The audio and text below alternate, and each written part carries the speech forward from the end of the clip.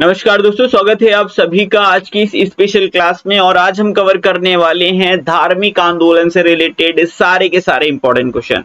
आज का video session काफी ज्यादा इंपॉर्टेंट होने वाला है क्योंकि आज हम वो सारे धार्मिक आंदोलन कवर करेंगे, उन सभी धार्मिक टॉपिक्स को कवर कर लेंगे। जैन धर्म हो, बौद्ध धर्म हो, इस्लाम धर्म हो, ईसाई धर्म हो, यहाँ से रिलेटेड जो भी क्वेश्चन बनते हैं वो सारे के सारे इसी एक पर्टिकुलर सेशन में आपको देखने के लिए मिल जाएंगे। तो ध्यान से देखिएगा, इतिहास का काफी इंपॉर्टेंट टॉपिक है और 1 से 2 प्रश्न हर एग्जाम में हर हाल में पूछे ही जाते हैं। तो शुरुआत करेंगे हम जैन धर्म से, और जैन धर्म से रिलेटेड जितने भी क्वेश्चन अभी तक पूछे गए सारे ही कवर करेंगे, फिर उसके बाद 1 बाय 1 कवर करेंगे। तो देखिए, जैन परंपरा के अनुसार जैन धर्म के कुल कितने तीर्थंकर हुए हैं? तो 24 तीर्थंकर जो है वो जैन धर्म में हुए हैं और इन 24 तीर्थंकरों से विभिन्न प्रकार से क्वेश्चन पूछे जाते हैं। तो जैन धर्म के पहले तीर्थंकर एवं संस्थापक कौन थे? तो ऋषभ देव जैन धर्म के प्रथम तीर्थंकर थे, यानी संस्थापक भी बोल सकते हैं। इन्हें आदिनाथ के नाम से भी जाना जाता है, तो ये भी प्रश्न आप याद रखिएगा। जैन धर्म के दूसरे तीर्थंकर कौन थे? तो ये है अजितनाथ। तो अजितनाथ जो है ये जैन धर्म के दूसरे तीर्थंकर हैं। 22वें तीर्थंकर नेमिनाथ का प्रतीक चिन्ह क्या था? तो नील कमल था। ध्यान दीजिएगा, मैं आपको कुछ बता देता हूं। देखिए, 24 तीर्थंकर हुए, लेकिन आपको 24 के 24 नाम नहीं याद रखने हैं। 24 में से कुछ 5 से 6 नाम होंगे जो आपको याद रखने हैं, क्योंकि क्वेश्चंस यहीं से बनते हैं। जैसे कि तीर्थंकर कौन है, किस नंबर के हैं, इसके अलावा उनका प्रतीक चिन्ह क्या है। जैसे कि यहाँ पर प्रश्न किया गया, 22वें तीर्थंकर नेमिनाथ हैं, लेकिन उनका प्रतीक चिन्ह पूछा गया जो कि क्या है? नीलकमल है। अब 23वें तीर्थंकर कौन है? पार्श्वनाथ हैं, इनका प्रतीक चिन्ह क्या है? तो सर्प है। जैन धर्म के अंतिम तीर्थंकर का नाम क्या है? तो महावीर स्वामी जो है वो जैन धर्म के 24वें और अंतिम तीर्थंकर हैं। जैन धर्म में जिन शब्द का क्या अर्थ है? विजेता, यानी जो इंद्रियों पर विजय प्राप्त कर ले उसे विजेता कहते हैं या जिन कहते हैं, ये यहाँ पर तात्पर्य है। अब मैंने आपको बताया कि 24 तीर्थंकर हैं। अब वो कौन कौन से हैं तो मैंने यहाँ पर पूरी लिस्ट लगा दी है, एक बार देख लीजिए, क्योंकि मैं यहाँ पर एकदम कंप्लीट टॉपिक कवर करने वाला हूँ। तो वो सारी चीजें मैं बताऊंगा जो जो चीजें हैं, लेकिन इसके अलावा मैं आपको ये भी बताऊंगा कि कंप्लीट में से आपको पढ़ना क्या क्या है। तो देखिए, प्रथम तीर्थंकर हमेशा पूछे जाते हैं, तो आपको याद रखना है। दूसरे भी पूछे जाते हैं अजितनाथ, ठीक है।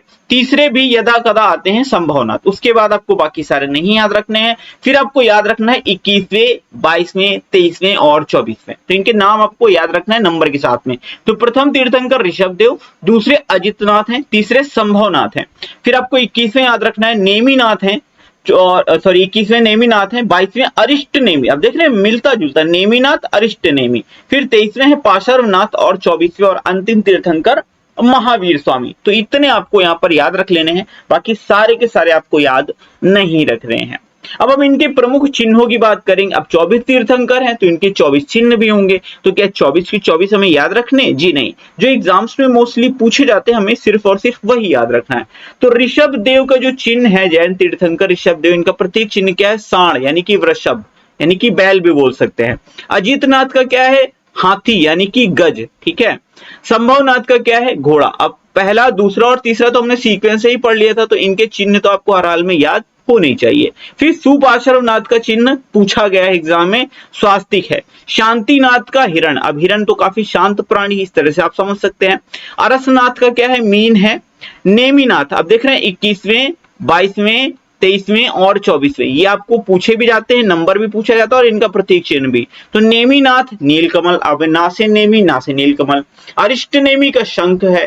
पार्श्वनाथ का सर्प है, पार्श्व सर्प, पार्श्व सर्प। देखिए मिलता जुलता से कुछ प्रोनाउंसिएशन हो रहा है। फिर महावीर स्वामी का प्रतीक चिन्ह क्या है? सिंह या शेर। और देखते हैं क्या क्या प्रश्न पूछे जाते हैं जैन धर्म से। तो महावीर स्वामी का मूल नाम क्या था? तो वर्धमान इनका मूल नाम था। महावीर स्वामी ने जैन संघ की स्थापना कहां पर की थी? तो ये पावापुरी में की थी। पावापुरी कहां पर है? पावापुरी है बिहार में। पावापुरी कहां पर है? तो पावापुरी है बिहार में। अगर मैं पूछूं पावापुरी बिहार के किस जिले में है, तो आप बताइएगा नालंदा जिले में है। कहां पर है? नालंदा जिले में ये पावापुरी पड़ता है।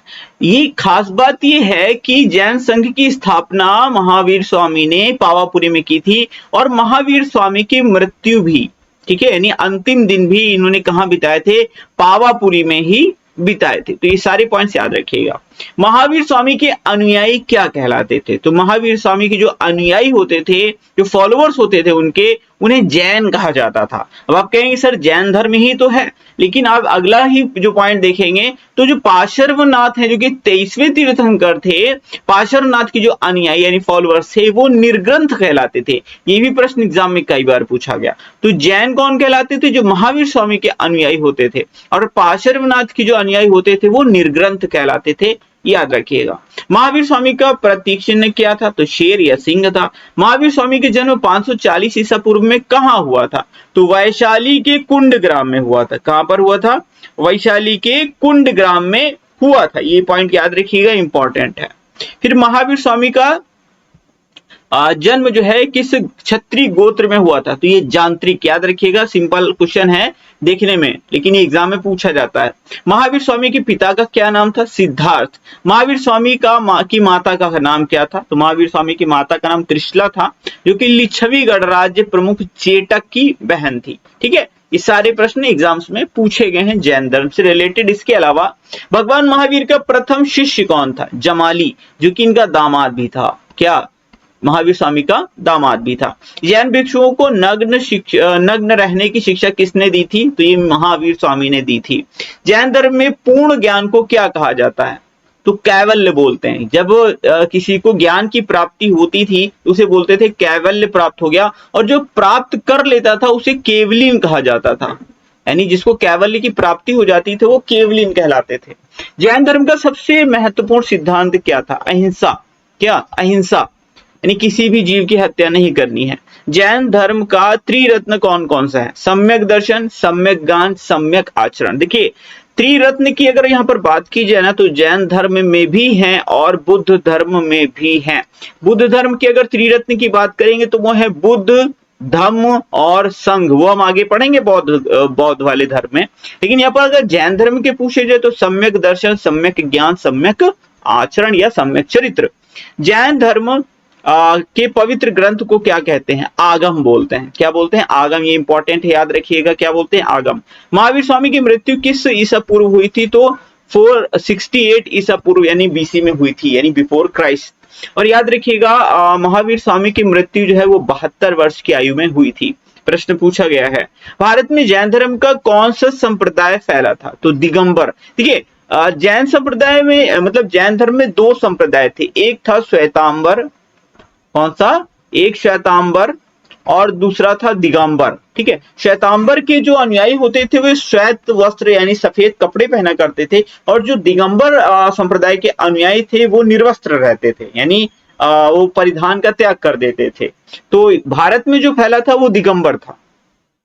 जैन धर्म का सबसे बड़ा केंद्र कहाँ था? तो ये चंपा नगरी में। कहां पर? चंपा नगरी में जैन धर्म का सबसे बड़ा केंद्र था। तो याद रहेगा चंपा नगरी। अभी आप कहेंगे सर चंपा नगरी कहाँ है? तो चंपा नगरी भी बिहार में है, बिहार के भागलपुर में। कहाँ है? बिहार के भागलपुर में है। बढ़ जाएंगे आगे। महावीर स्वामी ने अपना प्रथम उपदेश कहाँ दिया था? तो राजगीर में दिया था। कहाँ दिया था? राजगीर। और ये भी कहाँ पर है? बिहार में। कहाँ पर है? बिहार में है। श्रवणबेलगोला में गोमतेश्वर की मूर्ति किसने बनवाई थी? तो ये बनवाई थी चामुंड राय ने। किसने बनवाई थी?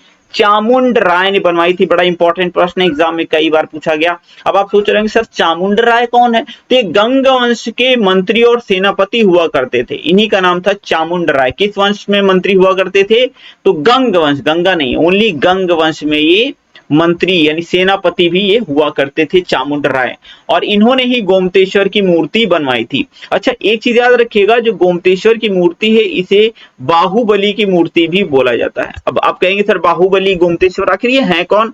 हमें तो पता ही नहीं है। तो मैं आपको बताता हूँ, ये जो गोमतेश्वर या बाहुबली है, ये जो प्रथम अपने तीर्थंकर हैं जैन धर्म के, कौन? ऋषभदेव, इनके पुत्र थे। कौन थे? इनके पुत्र थे। और इन्हीं की जो मूर्ति है वो कर्नाटक के श्रवणबेलगोला में बनी है। और ये बनवाई किसने थी? तो ये चामुंड राय ने बनवाई थी, जो कि गंग वंश में सेनापति थे। ये सारे पॉइंट्स आपको याद रखने हैं। ठीक है, अगला अगर आप पॉइंट देखें तो वो ये है, जैन तीर्थंकरों के 5 मंदिरों का निर्माण किस शासक ने करवाया था? तो चंदेल शासकों ने करवाया था। महावीर स्वामी ने किस भाषा को प्रचार का माध्यम बनाया था? तो प्राकृत भाषा को। याद रखिएगा, जैन धर्म की भाषा कौन सी है? प्राकृत है। अभी बौद्ध धर्म की बात की जाएगी तो वो पाली होगी, लेकिन वो हम आगे पढ़ेंगे। तो याद रखिएगा, जैन धर्म की भाषा कौन सी थी? प्राकृत थी।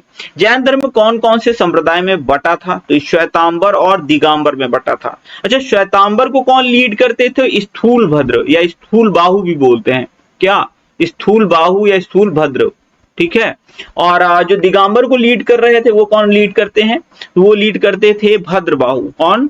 भद्रबाहु। ये याद रखिएगा, पूछा गया है कि दिगंबर के को किसने मतलब आगे चलाया था? तो ये भद्रबाहु ने चलाया था, और स्थूल भद्र ने चलाया था श्वेतांबर को। महावीर स्वामी को कहाँ ज्ञान की प्राप्ति हुई थी? तो ये जृंबिक ग्राम के निकट ऋजुपालिका नदी के तट पर हुई थी। कहाँ? जृंबिक ग्राम के निकट ऋजुपालिका नदी के तट पर। तो ये याद रखिएगा। आगे बढ़ जाते हैं। अनेकांतवाद किस मत का सिद्धांत एवं दर्शन है? तो ये जैन मत है। जैन धर्म का प्रसिद्ध सिद्धांत क्या है? स्यादवाद या सप्तभंगी ज्ञान, ठीक है। अच्छा, एक डायरेक्ट क्वेश्चन यही पूछा जाता है कि स्यादवाद का सिद्धांत किस धर्म से संबंधित है? तो ये जैन धर्म से संबंधित है। जैनियों द्वारा शरीर को भूखा रखकर प्राण त्यागने की कौन सी विधि कहा जाता है? तो ये सल्लेखना विधि बोलते हैं।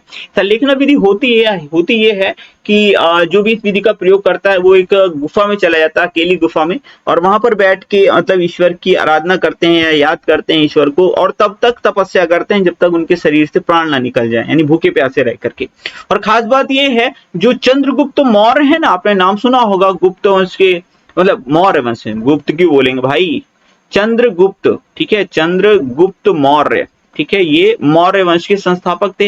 इनकी मृत्यु कैसे हुई थी पता है आपको? सल्लेखना विधि से ही इन्होंने अपने प्राण को त्यागा था, क्योंकि चंद्रगुप्त मौर्य ने जैन धर्म स्वीकार किया था, और इन्होंने दीक्षा लेकर अपने जो प्राण त्यागे थे वो सल्लेखना विधि से ही त्यागे थे। कहाँ त्यागे थे ये भी प्रश्न पूछा जाता है। तो कर्नाटक के श्रवण बेलगोला में अपने प्राणों की आहुति मतलब प्राण त्यागे थे सल्लेखना विधि से, ठीक है। जैन मठों को क्या कहा जाता है? तो बसदिश कहा जाता है। जैन धर्म में किसकी मान्यता नहीं है? ईश्वर और आत्मा की। अड़ुव्रत शब्द किस धर्म से जुड़ा है? जैन धर्म से। महावीर स्वामी की पत्नी का नाम क्या है? यशोदा। और महावीर स्वामी की पुत्री का नाम क्या है? प्रियदर्शिना, ठीक है, प्रियदर्शिना। अच्छा, जैन धर्म में 2 संगीतियां हुई थी, याद रखिएगा। बौद्ध धर्म में जो है वो 4 संगीतियां हुई थी, और जैन धर्म में 2 संगीतियां हुई थी। तो ये कौन कौन सी संगीति? प्रथम संगीति की बात करें तो ये पाटलिपुत्र में हुई थी, जो कि बिहार में है, और 322 ईसा पूर्व में हुई थी, और इसकी जो अध्यक्षता की थी वो स्थूल भद्र ने की थी। किसने की थी? स्थूल भद्र ने की थी। और दूसरी जो जैन संगीति थी वो वल्लभी गुजरात में हुई थी, 512 ईस्वी में हुई थी। देवर्धि क्षमा श्रवण ने इसकी अध्यक्षता की थी। याद रखिएगा, डायरेक्ट क्वेश्चन पूछा जाता है कि किसकी अध्यक्षता देवर्धि क्षमा श्रवण ने की थी? तो दूसरी जैन संगीति की अध्यक्षता देवर्धि क्षमा श्रवण ने की थी। आगे बढ़ेंगे तो किस स्थान पर महावीर स्वामी का महानिर्वाण या मृत्यु हुई थी? तो ये पावापुरी में ही हुई थी। महावीर स्वामी की मृत्यु के बाद जैन संघ का अध्यक्ष कौन बना था? तो ये सुधर्मन बना था। कभी कभी सुघर्मन ही आपको लिखा हुआ मिल जाएगा, तो कंफ्यूज नहीं होना, सुधर्मन या सुघर्मन दोनों में से कोई सा भी एक आपको ऑप्शन में दिया होगा। जैन धर्म की दूसरी संगीति कहाँ आयोजित हुई थी? वल्लभी गुजरात में हुई थी। अध्यक्षता किसने की थी? देवर्धि क्षमा श्रवण ने। प्रथम जैन महासभा का आयोजन कहाँ हुआ था? तो ये पाटलिपुत्र में हुआ था, और अध्यक्षता किसने की थी? स्थूलभद्र ने की थी। जैन साहित्य का संकलन किस भाषा व लिपि में है? तो ये प्राकृत व अर्धमगधी में है। स्यादवाद सिद्धांत जैन धर्म का है। जियो और जीने दो महावीर स्वामी ने कहा था। जैन धर्म श्वेतांबर और दिगंबर संप्रदाय में कब विभाजित हुआ था? तो ये चंद्रगुप्त मौर्य के शासनकाल में, जो कि मौर्य वंश के संस्थापक थे, इनके शासनकाल में ही ये दोनों संप्रदाय अलग हो गए थे। जैन समुदाय में प्रथम विभाजन के श्वेतांबर संप्रदाय के संस्थापक कौन थे? स्थूलभद्र। मैंने आपको बताया था ना, जो श्वेतांबर थे इसके संस्थापक कौन? स्थूलभद्र, और दिगंबर के भद्रबाहु, दोनों याद रखिएगा। जैन धर्म में मति ज्ञान किसे कहा जाता है? जो ज्ञान इंद्रिय और मन दोनों से प्राप्त हो उसे मति ज्ञान कहा जाता है। महावीर स्वामी यति कब कहलाए थे? जब इन्होंने ग्रह त्याग दिया था उसके बाद ये यति कहलाए थे, और जब ज्ञान की प्राप्ति हो गई थी तो ये केवलिन कहलाए थे।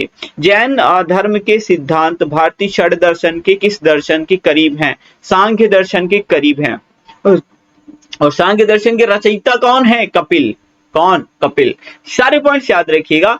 आगे बढ़ जाते हैं। जैन परंपरा के अनुसार वासुदेव कृष्ण किस तीर्थंकर के समकालीन थे? तो ये अरिष्टनेमि के समकालीन थे और ये अरिष्टनेमि 22वें तीर्थंकर थे। क्या? 22वें। और 23वें कौन थे? पाशर्वनाथ। 24वें महावीर स्वामी थे। तो ये 22वें तीर्थंकर अरिष्टनेमि के समकालीन थे वासुदेव श्री कृष्ण। जैन धर्म में मूर्ति पूजा का प्रथम साक्ष्य कहां से मिलता है? तो मथुरा अभिलेख से मिलता है। जैन धर्म के अंतिम महान संरक्षकों में किसकी गणना की जाती है? तो जयसिंह, सिद्धराज चालुक्य एवं कुमार पाल चालुक्य की जाती है। स्वामी महावीर ने भिक्षुणी संघ की प्रधान कौन थी? मतलब स्वामी महावीर के भिक्षुणी संघ की प्रधान कौन थी? तो ये चंदना थी। कौन थी? एक भिक्षुणी चंदना थी, यही इस संघ की प्रधान थी। जैन साहित्य को क्या कहते हैं? तो आगम के नाम से जाना जाता है। जैन ग्रंथ कल्प सूत्र के रचयिता कौन है? भद्रबाहु है। परिशिष्ट पर्व जो जैन धर्म से संबंधित रचना है, इसके रचयिता कौन है? हेमचंद्र हैं। किस जैन रचना में 16 महाजनपदों का उल्लेख है? भगवती सूत्र में। बड़ा इंपॉर्टेंट क्वेश्चन है, बहुत बार एग्जाम में पूछा गया है। सबसे पूर्वकालिक ग्रंथ कौन सा कहलाता है? 14 पूर्व। भीलवाड़ा की जैन मंदिरों का निर्माण किसने करवाया था? तो ये विमल शाह ने करवाया था। जैन धर्म को अंतिम राजकीय संरक्षण किस राजवंश के शासकों ने दिया था? गुजरात के चालुक्य शासक ने। कौन सा स्थल पाशरनाथ से संबद्ध होने के कारण जैन सिद्ध क्षेत्र माना जाता है? तो यह है समेत पर्वत। ये कहां पर है? झारखंड में है। कहां है? झारखंड में ये स्थित है। डियर फ्रेंड्स, आगे बढ़ने से पहले आपको मैं अपनी जो जीके की हमारी ई बुक्स हैं उनके बारे में आपको इन्फॉर्मेशन दे देता हूं। देखिए, ये हमारी रामबाण स्टैटिक जीके की ई बुक है। इसमें आपको विश्व का भूगोल, भारत का भूगोल, भारत का इतिहास, भारत संविधान, भारतीय अर्थव्यवस्था, सामान्य विज्ञान, computer GK, each and everything, सब कुछ जो कि टीसीएस की एग्जाम से प्रीवियस ईयर के क्वेश्चन है, 5100 क्वेश्चन का कलेक्शन आपको इस एक ई बुक के अंदर मिल जाएगा। साथ ही आप हमारी करंट अफेयर्स की वार्षिकांक वाली ई बुक डाउनलोड कर सकते हैं और सामान्य विज्ञान की ई बुक भी डाउनलोड कर सकते हैं। इन सभी के लिंक्स आपको डिस्क्रिप्शन बॉक्स में मिल जाएंगे, वहां पर क्लिक करके आप इन ई बुक्स को डाउनलोड कर पाएंगे। और अगर आपको किसी हेल्प की जरूरत है तो आप हमारे व्हाट्सएप नंबर पर भी कांटेक्ट कर सकते हैं। सारे लिंक्स डिस्क्रिप्शन बॉक्स में हैं। आगे बढ़ते हैं, बौद्ध धर्म की बात करते हैं। तो बौद्ध धर्म की स्थापना किसने की थी? गौतम बुद्ध ने की थी। गौतम बुद्ध को ज्ञान प्राप्त हुआ था कब? वैशाख पूर्णिमा को। गौतम बुद्ध का जन्म कहाँ हुआ था? कपिलवस्तु के पास लुम्बिनी में। कहां पर है? नेपाल में है। कहां पर है ये? नेपाल में है। गौतम बुद्ध का जन्म कब हुआ था? तो ये 463 ईसा पूर्व में हुआ था। गौतम बुद्ध की माता का नाम क्या था? महामाया। ध्यान रहे, गौतम बुद्ध की माता का नाम महामाया था। लेकिन अगर पालक माता पूछ लिया जाए, यानी जिन्होंने इनको पाला था, तो वो थी प्रजापति गौतमी। कौन? प्रजापति गौतमी, क्योंकि इन्होंने, जो कि इनकी मौसी थी, ठीक है, इनकी मौसी थी प्रजापति गौतमी। इन्होंने ही लालन पालन किया था, पालन पोषण किया था गौतम बुद्ध का। तो अगर पालक माता पूछा जाए तो प्रजापति गौतम। गौतम बुद्ध के पिता का क्या नाम था? तो शुद्धोदन। गौतम बुद्ध की पत्नी का नाम यशोधरा था। गौतम बुद्ध ने कितने वर्ष की अवस्था में गृह त्याग किया था? तो 29 वर्ष की अवस्था में गृह त्याग किया था। और जब गृह त्याग किया था उस घटना को क्या बोला जाता है? महाभिनिष्क्रमण। अच्छा, एक प्रश्न ये भी पूछा जाता है कि गौतम बुद्ध ने कितने वर्ष की आयु में ज्ञान की प्राप्ति की थी? तो 35 वर्ष की आयु में इन्हें ज्ञान प्राप्त हुआ था। मतलब 29 वर्ष की आयु में निकले थे, 6 वर्ष लगे थे महात्मा बुद्ध को ज्ञान प्राप्त करने में। डिफरेंट जगह ये भटके, कई सारी तपस्याएं की, कई सारे लोगों से शिक्षा प्राप्त की, तब जाकर के इन्हें कहीं आत्मज्ञान की प्राप्ति हुई थी। बुद्ध का महापरिनिर्वाण यानी मृत्यु कहां पर हुई थी? तो कुशीनगर या कुशीनारा भी कहीं कहीं पर लिखा मिलता है, तो कंफ्यूज नहीं होइएगा कहां पर है। ये यूपी में है, ठीक है। बुद्ध के गृह त्याग की घटना को क्या कहते हैं? महाभिनिष्क्रमण। अभी मैंने आपको बताया था। बुद्ध को ज्ञान कहां प्राप्त हुआ था? तो उरुवेला बोध गया, पीपल के वृक्ष के नीचे इनको ये ज्ञान की प्राप्ति हुई थी। बुद्ध ने अपना प्रथम उपदेश कहां दिया था? तो सारनाथ के हिरण्य पार्क में। सारनाथ कहां पर है? तो ये वाराणसी के थोड़ा सा करीब में पड़ता है, यूपी में, ठीक है। वाराणसी के यूपी के करीब में पड़ता है वाराणसी के। बुद्ध के प्रथम उपदेश को किस नाम से जाना जाता है? तो ये धर्म चक्र प्रवर्तन के नाम से जाना जाता है। प्रथम उपदेश दिया कहां था? सारनाथ में। बौद्ध धर्म का त्रिरत्न किसे माना जाता है? बुद्ध, धम्म, संघ। और अभी मैंने आपको जैन धर्म के त्रिरत्न बताया था, सम्यक दर्शन, सम्यक ज्ञान, सम्यक आचरण। लेकिन अगर बौद्ध धर्म के पूछेंगे तो बुद्ध, धम्म, संघ, ठीक है। बुद्ध धर्म के अनुसार कौन सा मार्ग सर्वोत्तम है? मध्यम मार्ग। बौद्ध भिक्षुओं के निवास स्थान को क्या कहा जाता है? बौद्ध विहार। बौद्धों के पूजा स्थल को क्या कहा जाता है? चैत्य कहा जाता है। बौद्ध धर्म किन किन पंथों में विभक्त हुआ? हीनयान और महायान। क्या? हीनयान और महायान। ये क्या होते हैं, दोनों में अंतर क्या है? हीनयान क्या होते हैं, ये मूर्ति पूजा नहीं करते हैं। महायान क्या होते हैं, ये मूर्ति पूजा करते हैं, यानी महात्मा बुद्ध की मूर्ति की पूजा करते हैं। ठीक है, तो ये चीज आप याद रखिएगा। बुद्ध का पालन पोषण किसने किया था? तो मौसी प्रजापति गौतमी ने। देखिए क्वेश्चन आ भी गया, आया है। अलार कलाम किस संप्रदाय के अनुयायी थे? तो ये सांख्य दर्शन के अनुयायी थे। और प्रथम गुरु कौन थे? अगर पूछ लिया जाए कि गौतम बुद्ध के प्रथम गुरु कौन थे, तो आप बताएंगे अलार कलाम गौतम बुद्ध के प्रथम गुरु थे। बौद्ध संघ में प्रवेश को क्या कहा जाता था? ये उपसंपदा या प्रव्रज्या, ये सबसे ज्यादा वर्ड देखने के लिए मिलता है, प्रव्रज्या बोला जाता था। बौद्ध संघ में प्रस्तावित पाठ को क्या कहा जाता था? ये अनुशासन पाठ कहा जाता था। बुद्ध के 5 प्रिय शिष्य कौन कौन से थे? तो ये अनिरुद्ध, आनंद, उपाली, सारिपुत्र और मोगल्लान थे। बुद्ध ने सर्वाधिक उपदेश कहाँ दिए थे? श्रावस्ती, जो कि यूपी में है। बौद्ध धर्म की पवित्र दिशा क्या थी? दक्षिण। बौद्ध धर्म का प्रचार किस भाषा में किया गया? पाली। देखिए मैंने आपको जैन धर्म में बताया था प्राकृत और अर्धमगधी के बारे में, लेकिन बौद्ध धर्म की जो प्रमुख भाषा थी वो थी पाली। बौद्ध धर्म का सर्वाधिक प्रचार किस राज्य में हुआ था? तो कौशल राज्य में हुआ था। बुद्ध अनात्मावादी थे, पर किस में विश्वास रखते थे? पुनर्जन्म में विश्वास रखते थे। महात्मा बुद्ध ने सर्वप्रथम कहाँ तपस्या की थी? उरुवेला में की थी। बौद्ध मत यानी वज्रयान में किस नारी को बीमारियों से रक्षा करने वाला मानकर पूजा गया है? पंचरक्षा की। किस बौद्ध संगीति को विवादास्पद माना जाता है? तो पंचम बौद्ध संगीति। देखिए हमने 4 बौद्ध संगीति पढ़ी है, मतलब अभी मैं आपको आगे बताऊंगा। तो पंचम बौद्ध संगीति को थोड़ा सा विवादास्पद माना जाता है। किस बौद्ध संगीति के समय बौद्ध धर्म में फूट पड़ी थी? तो द्वितीय और चतुर्थ बौद्ध संगीति के समय बौद्ध धर्म में फूट पड़ी थी। तो अब ये बौद्ध संगीति की बात तो हम कर रहे हैं, लेकिन कौन कौन सी है मैं आपको बताता हूँ। तो 4 बौद्ध संगीति हैं, दूसरी, तीसरी और ये चौथी। पहले हम ईयर याद कर लेंगे। 483 ईसा पूर्व, फिर 383 ईसा पूर्व, फिर 255 ईसा पूर्व, और फिर ये है प्रथम शताब्दी। आई थिंक ये है कुछ ईस्वी है, 72 ईस्वी या 78 ईस्वी करके था, बट आपने इतना ध्यान नहीं देना है, ईयर्स नहीं पूछे जाते हैं। ठीक है, मैं यहाँ पर अगर एग्जैक्टली लिख देता हूँ तो 72 ईस्वी है। ठीक है, 72 ईस्वी में हुई थी। अब देखिए इनके प्लेसेस याद रखने हैं। तो पहली राजगृह में हुई थी, दूसरी वैशाली में, तीसरी पाटलिपुत्र में और चौथी कुंडलवन में। अध्यक्ष कौन थे? पहले महाकश्यप थे, दूसरे के सभाकामी, कभी कभी सुबुकामी लिखा हुआ मिलता है, तीसरी के मोगलीपुत्र तिस्य थे, और चौथी के जो अध्यक्ष थे वो वसुमित्र थे, और उपाध्यक्ष थे अश्वघोष। शासक की बात करें तो पहली की अध्यक्षता की थी अजातशत्रु ने, दूसरी की कालाशोक ने, तीसरी का अशोक ने, चौथी की कनिष्क ने। अब मैं आपको याद करवा देता हूं, परेशान मत हो। ठीक है सर, आपने एक साथ इतना सब कुछ बता दिया, समझ में नहीं आया, इतना कैसे याद करेंगे, दिमाग में नहीं घुस रहा है। ठीक है, मैं आपको याद करवाता हूँ। अध्यक्ष पहले याद करवा देता हूँ। अध्यक्ष को याद रख लो। कैसे? अक्षय कुमार को बुलाओ। क्या अक्षय कुमार को बुला लो? एके, अक्षय कुमार को एके कहते हैं ना, 2 बार बुलाओ अक्षय कुमार को। एके एके क्या सर एके कर रहे हैं? देखो, ए फॉर अजातशत्रु, के फॉर कालाशोक, फिर ए फॉर अशोक, फिर के फॉर कनिष्क। तो अजातशत्रु, कालाशोक, अशोक, कनिष्क। क्या बोलेंगे? अजातशत्रु, कालाशोक, अशोक, कनिष्क। फिर तो बोलो, अजातशत्रु, कालाशोक, अशोक, कनिष्क। इस तरह से याद हो गया एके एके। नहीं, पहली, दूसरी, तीसरी और ये चौथी। अब पूछे तीसरी वाली तो आप बताओगे ए फॉर अजातशत्रु होगा, ए फॉर यहाँ पर क्या होगा? अशोक होगा। इस तरह से 1-2 बार याद करोगे, याद हो जाएगा। मैंने तो रट रखा है बहुत ज्यादा। अब देखो ये कैसे याद होंगे? प्लेस। अब प्लेस में मैं आपको एक स्टोरी सुनाता हूँ। एक है राजा, एक है रानी, 2 नंबर के, खत्म कहानी। ऐसा कुछ नहीं है।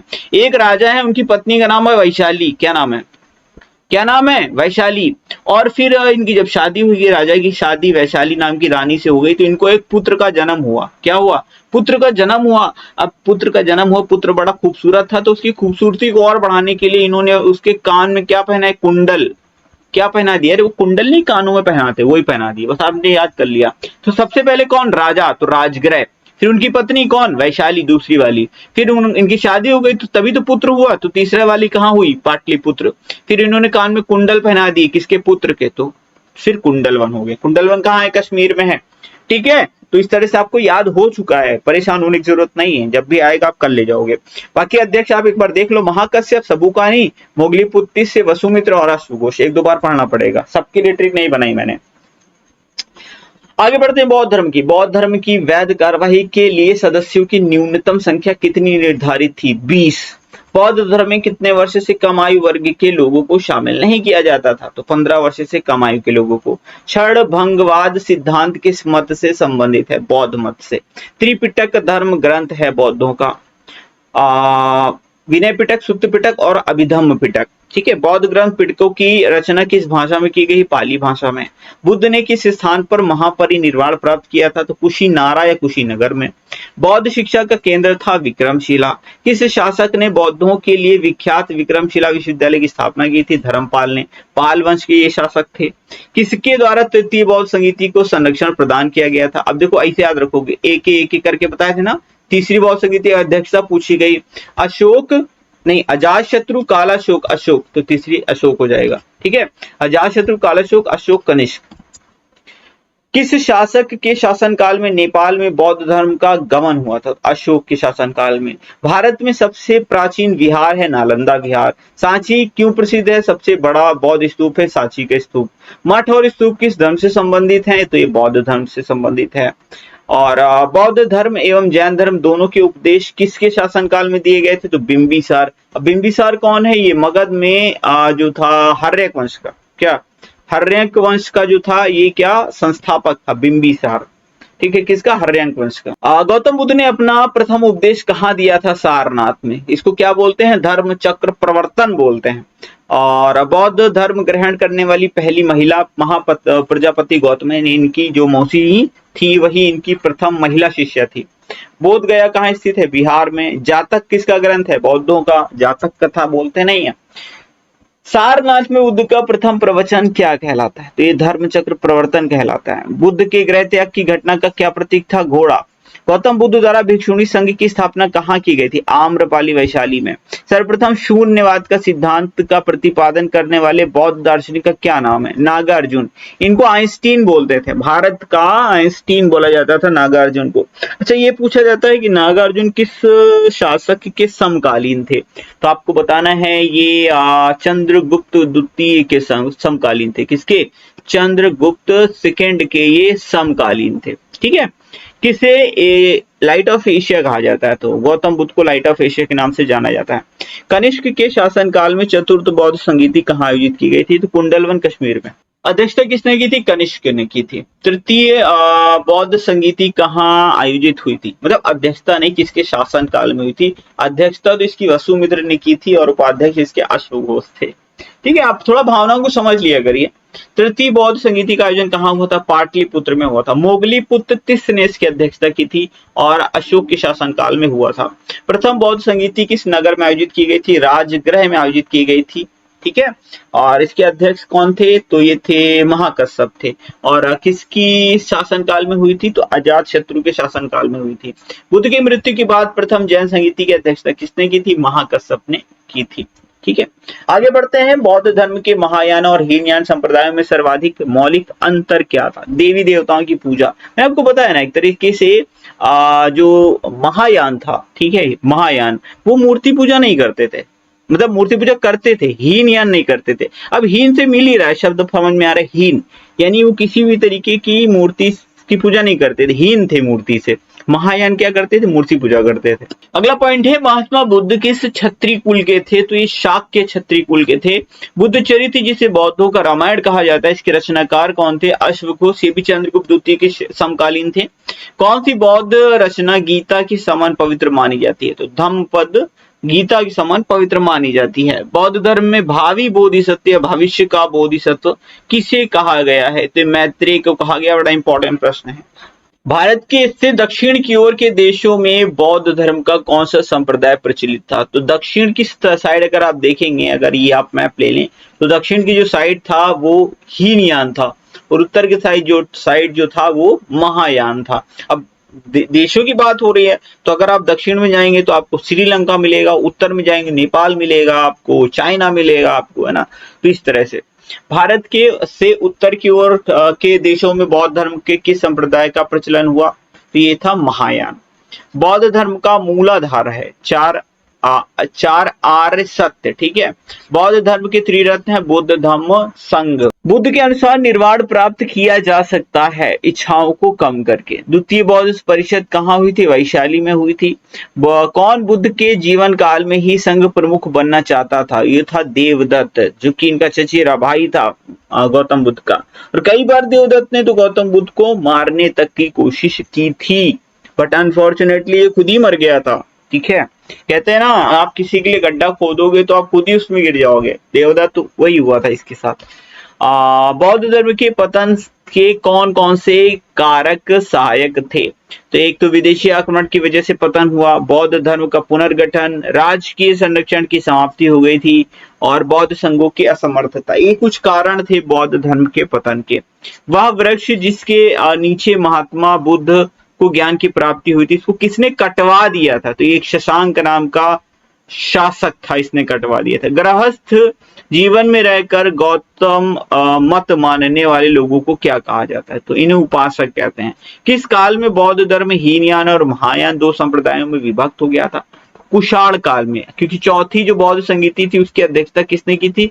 कनिष्क। और कनिष्क जो है किस वंश का था? तो ये कुषाण वंश था। महात्मा बुद्ध को महाबोधि प्राप्त हुआ था निरंजना नदी के तट पर। कहाँ? निरंजना नदी के तट पर प्राप्त हुआ था। बौद्ध धर्म, महायान बौद्ध धर्म में बोधिसत्व अवलोकितेश्वर को और किस नाम से जाना जाता है? तो पद्मपाणि के नाम से जाना जाता है। महात्मा बुद्ध की ने दर्शन और योग की शिक्षा ग्रहण की थी अलार कलाम से। और मैंने आपको बताया था ना, महात्मा बुद्ध के प्रथम गुरु कौन थे? तो अलार कलाम थे। ठीक है, महात्मा बुद्ध के जीवन से संबंधित कुछ प्रतीक की बात कर लेते हैं। जन्म का प्रतीक क्या था? कमल और साण। ज्ञान प्राप्ति का पीपल, ठीक है, बोधि वृक्ष। और मृत्यु का प्रतीक था स्तूप। ग्रह त्याग का प्रतीक था घोड़ा। निर्वाण का प्रतीक था पद चिन्ह। और प्रथम उपदेश का क्या? चक्र। ठीक है, महात्मा बुद्ध से संबंधित महत्वपूर्ण स्थल की बात कर लें तो लुम्बिनी वन, इनके लुम्बिनी में जन्म हुआ था। उरुवेला की बात करें, ज्ञान की प्राप्ति हुई थी। सारनाथ में प्रथम उपदेश दिया था। कुशीनगर में मृत्यु हुई थी। श्रावस्ती में सर्वाधिक उपदेश दिया था। वेलु वन निवास स्थान था। उस पीपल के वृक्ष को किस नाम से पुकारा गया जिसके नीचे गौतम बुद्ध को ज्ञान की प्राप्ति हुई थी? वृक्ष कौन सा था? पीपल का था। और उस वृक्ष को क्या नाम दिया गया? बोधि वृक्ष। बुद्ध की ज्ञान प्राप्ति किस वर्ष की अवस्था में हुई थी? 35 वर्ष की अवस्था में। 29 वर्ष की अवस्था में इन्होंने घर छोड़ दिया था। 6 वर्ष के बाद इन्हें ज्ञान की प्राप्ति हुई थी। और बौद्ध कला का प्रमुख केंद्र कहाँ था? तो ये नासिक में था। किस बौद्ध ग्रंथ में संघ के नियम वर्णित हैं? तो ये विनय पिटक में जो है वो संघ के नियम वर्णित हैं। मैंने आपको 3 पिटक बताए थे, विनय पिटक, सुत्त पिटक और अभिधम्म पिटक। विनय पिटक, सुत्त पिटक और अभिधम्म पिटक। अब विनय पिटक में क्या है? संघ के नियम है। अगर पूछा जाए सुत्त पिटक में क्या है, तो भगवान बुद्ध के सिद्धांत दिए गए हैं। क्या दिए गए? सिद्धांत। और अभिधम्म पिटक में क्या है? तो बौद्ध शिक्षाओं का उल्लेख इसमें किया गया है। मिलिंद पढ़ो, मिलिंद के प्रश्न, राजा मिलिंद और किस बौद्ध भिक्षु के बीच संवाद है? तो ये नागसेन के बीच है। प्राचीन बौद्ध धर्म और हिंदू धर्म के मध्य सेतु के रूप में जाना जाता है महायानवाद। क्यों? क्योंकि दोनों ही धर्मों में क्या है? मूर्ति पूजा की जाती है। गौतम बुद्ध द्वारा अपने धर्म में दीक्षित किया जाने वाला अंतिम व्यक्ति कौन था? सुभद्र या सुभद्र भी बोलते हैं। महात्मा बुद्ध अपने अंतिम दिनों में जो है ये कुशीनगर में गए थे और वहीं पर इन्होंने विषाक्त भोजन किया था। उसके बाद इन्हें भी एहसास हो गया था कि कहीं ना कहीं इन्होंने विषाक्त भोजन कर लिया, मतलब खाने में जहर था, या फिर कहीं कहीं पर लिखा है कि फूड पॉइजनिंग हो गई थी। और उसी घटना को लेकर के जो इनका शिष्य था सुभद्र, वो काफी ज्यादा रो रहा था। तब महात्मा बुद्ध ने इन्हें उपदेश दिया था और वही अंतिम उपदेश थे महात्मा बुद्ध के। और ये जो व्यक्ति थे जिनको उपदेश दिए थे ये थे सुभद्र, या इसीलिए बोलते हैं ये अंतिम व्यक्ति थे या महात्मा बुद्ध के अंतिम शिष्य थे। ठीक है, आजीवक संप्रदाय के संस्थापक कौन थे? तो मखल्लीपुत्र गोशाला आजीवक संप्रदाय के संस्थापक थे। बराबर यानी जहानाबाद जिला की गुफाओं का उपयोग किसने आश्रय गृह के रूप में किया था? तो आजीवकों ने। कहते नहीं आजीवक ये संप्रदाय के लोग, तो आजीवकों ने जो था वो बराबर की गुफाओं का उपयोग आश्रय गृह के रूप में किया था। और आजीवक संप्रदाय के संस्थापक कौन थे? तो मखल्लीपुत्र गोशाल थे। याद रखिएगा, ये प्रश्न एग्जाम में कई बार पूछा गया है। और बौद्ध धर्म के पूर्ववर्ती धार्मिक संप्रदाय की अगर बात करें तो आजीवक संप्रदाय काफी प्रसिद्ध हुआ था और इसके संस्थापक थे मखल्लीपुत्र गोशाल। फिर घोर अक्रियावादी है, पूर्ण कश्यप है इनके संस्थापक। फिर उच्छेदवादी है, नित्यवादी है, संदेहवादी है, बट ये इतने एग्जाम में पूछे नहीं जाते हैं। अब हम बात करें इस्लाम धर्म के कुछ पॉइंट्स की, तो इस्लाम धर्म के प्रवर्तक कौन थे? तो हजरत मोहम्मद साहब जो थे ये इस्लाम धर्म के प्रवर्तक थे, पैगंबर थे। हजरत मोहम्मद साहब का जन्म कहाँ हुआ था? तो मक्का में हुआ था। मक्का कहाँ पर है? सऊदी अरब में है। हजरत मोहम्मद साहब को ज्ञान कहाँ प्राप्त हुआ था? तो मक्का के पास हीरा नामक गुफा में। मक्का कहाँ है? तो ये सऊदी अरब में है। 24 सितंबर सन 622 को हजरत मोहम्मद साहब के मक्का से मदीना की यात्रा को किस नाम से जाना जाता है? तो इसे हिजरी संवत या मुस्लिम संवत के नाम से जाना जाता है। पैगंबर हजरत मोहम्मद साहब की मृत्यु कब हुई थी? तो 8 जून सन 632 ईस्वी में हुई थी। और जन्म कब हुआ था? तो 8 जून सन 570 ईस्वी को हुआ था। पैगंबर हजरत मोहम्मद साहब के उत्तराधिकारी को क्या कहा जाता है? खलीफा कहा जाता है। पैगंबर की शिक्षाओं का संग्रह किसमें है? तो कुरान नाम के ग्रंथ में। जो मुस्लिम्स की जो पवित्र किताब है कुरान, उसमें पैगंबर साहब की क्या है? शिक्षाओं का उल्लेख है या संग्रह है। पैगंबर के जन्म दिन पर कौन सा पर्व मनाया जाता है? ईद मिलाद उन नबी मनाया जाता है। ईसाई धर्म के प्रवर्तक कौन थे? तो ईसा मसीह। ईसाई धर्म का प्रमुख ग्रंथ कौन सा है? बाइबिल है। ईसाई धर्म का विकास किस धर्म से हुआ था? यहूदी धर्म से। ईसाई धर्म के कौन कौन से संप्रदाय हुए? तो कैथोलिक और प्रोटेस्टेंट। जैसे कि हमने अभी पढ़ा जैन धर्म में कौन कौन से? दिगंबर, श्वेतांबर। बुद्ध में पढ़ा बौद्ध धर्म में हीनयान, महायान। वैसे ही ईसाई धर्म में कैथोलिक और प्रोटेस्टेंट। ईसा मसीह का जन्म कहाँ हुआ था? तो फिलिस्तीन के गैलीली प्रांत के नाजरत नामक स्थान पर हुआ था। कुछ लोग कहते हैं बेथलहोम में हुआ था, कुछ लोग कहते हैं यहाँ हुआ था, बट दोनों ही ठीक है। ठीक है, आप इस तरह से मान के चलिए। ईसा मसीह के पिता का क्या नाम था? यूसुफ नाम था। और ईसा मसीह की माता का नाम क्या था? मरियम नाम था। ठीक है, कुछ विवादित पॉइंट भी हो जाते। बेथलहेम में हुआ था और कुछ लोग बोलते नाजरत में हुआ था। ऐसे एग्जाम में पूछा नहीं जाता कहाँ जन्म हुआ था, हमको अपने एग्जाम के पॉइंट ऑफ व्यू से देखना होगा क्वेश्चंस को। तो ईसा मसीह को सूली पर किसने चढ़ाया था? तो रोमन गवर्नर पेंटियंस ने चढ़ाया था। ईसाई धर्म का सर्वाधिक पवित्र प्रतीक क्या है? क्रॉस। सर्वप्रथम भगवत धर्म का उल्लेख कहाँ हुआ था? महाभारत के भीष्म पर्व में। शिव का अवतार किसे माना जाता है? तो लकुलिश को माना जाता है। कपालिकों के इष्ट देव कौन थे? तो भैरव। सर्वप्रथम अवतारवाद का उल्लेख कहाँ मिलता है? तो भगवत गीता में मिलता है। मेगास्थनीज ने श्री कृष्ण को क्या कहा था? हेराक्लीज बोला था। ठीक है, क्या बोला था? हेराक्लीज बोला था। देखिए, अगर आप यूनानी धर्म ग्रंथों में देखेंगे तो हेराक्लीज नाम के एक देवता का जिक्र हुआ है जो एकदम सांपों से लड़ता था, उसको भी उनके मामा ने मारने का प्रयत्न किया था। इस तरह की काफी सारी चीजें हैं। मे भी ये ऐसा हुआ हो, मेगास्थनीज भारत आए थे और इन्होंने श्री कृष्ण की कहानी उठा के ले गए हों, उसके बाद वहां पर भी ऐसी कोई कहानी लिखी हो और श्री कृष्ण को इन्होंने अपनी कहानी में हेराक्लीज बोल दिया। ठीक है, शिव को मेगास्थनीज ने क्या कहा था? तो यह डायनोसिस बोला था। ठीक है, और वैष्णव धर्म का चरमोत्कर्ष किस काल में हुआ था? तो ये गुप्त काल में हुआ था। और महान धार्मिक घटना महामस्तकाभिषेक संबंधित है ये बाहुबली से। ठीक है, बाहुबली कौन है? तो ये ऋषभ देव के पुत्र हैं। ऋषभ देव कौन है? तो ये जैन धर्म के प्रथम तीर्थंकर या संस्थापक थे। वैष्णव धर्म के प्रमुख संप्रदाय, मत और आचार की बात करें तो वैष्णव संप्रदाय ये है, फिर ब्रह्म संप्रदाय है, रुद्र संप्रदाय, सनक संप्रदाय। अब ये इनके जो प्रणेता है वो आपको याद रखने। ठीक है, ये प्रणेता जो है, प्रणेता ये एग्जाम में पूछे जाते हैं। ठीक है, तो आप याद रख लीजिए प्रणेता। जैसे कि विशिष्टाद्वैत के रामानुज हैं, द्वैत के कौन है? मध्वाचार्य हैं। शुद्ध द्वैत के कौन है? वल्लभाचार्य हैं। द्वैताद्वैत के कौन है? निम्बार्क। ये नाम यहाँ से पूछे जाते हैं डायरेक्ट। नारायण का सर्वप्रथम उल्लेख कहाँ मिलता है? तो ये ब्राह्मण ग्रंथों में मिलता है। और भागवत धर्म में कितने प्रकार की मुक्तियों का वर्णन है? 5 प्रकार की। किस ग्रंथ में सर्वप्रथम देवकी के पुत्र कृष्ण का वर्णन किया गया है? तो ये छांदोग्य उपनिषद में किया गया है। तो ये थे आज के सारे इंपॉर्टेंट क्वेश्चन। उम्मीद करता हूँ वीडियो आपको पसंद आया होगा। लाइक शेयर सब्सक्राइब कर दीजिएगा। मिलते हैं अगले वीडियो में। Thank you for watching.